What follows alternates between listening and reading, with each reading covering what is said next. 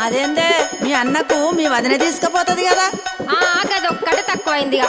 మా వదినకు చీరలు కావాలి, లిప్స్టిక్లు కావాలి, అది కావాలి, ఇది కావాలని అన్ని అడుగుడు తెలుసు కానీ ఇవన్నీ చెయ్యది.